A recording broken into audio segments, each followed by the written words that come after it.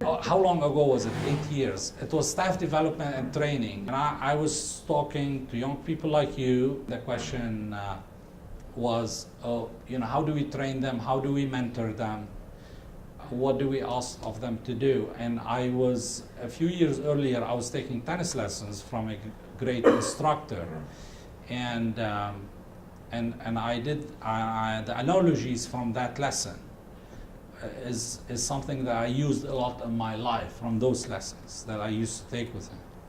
And one of the things he said, as a player, okay, he used to say to me, if you're, for instance, on the receiving end of a serve, you have to stand and take the correct position and be positioned for things to happen. So you take a new job, you're on a job, you have to be in a position to receive. We spoke about this. You have to position yourself to be receiving.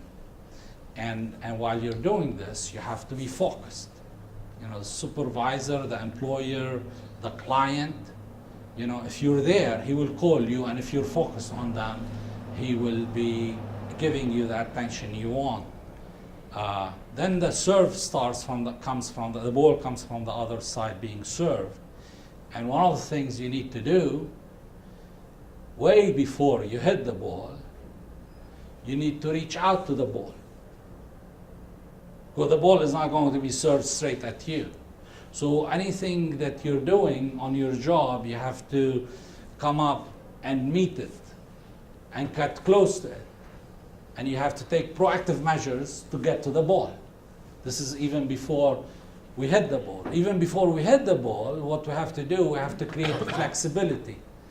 And the way to create flexibility on the tennis court happens to be by bending our knees. So you hear instructors saying to the customer, bend your knees. And if you look at the great tennis players, they always bending their knees before they hit the ball. David Chang used his knee almost touch the ground. Agassi likewise. So bending their knees create this flexibility, and that's what we need to do. Second thing is that we have to, at that moment, we have to create an attitude, which is a great attitude, which is the best thing, one of the most important imperatives for doing a good job. It's not just the talent, the skill, but it's also our attitude. It's not our industriousness or good communications or team play, it's also our attitude. And in tennis, your attitude is positioning your shoulder towards the net and taking the racket back. And now at that time, there's something you need to do, which is hit the ball. I'm sure in your workplace, you have seen a lot of people who don't even hit the ball. It's like you have to do it. You have to do it. So ultimately, you have to do it. You have to hit the ball. And when you hit the ball, you can't just hit the ball and stop. What you need to do is follow through. So you submitted a resume to a hiring manager. You need to call them and say, did it happen? You taught someone, you gave them a course, call them 2 months later and find out how they're doing. You started someone on a job, find out by following through.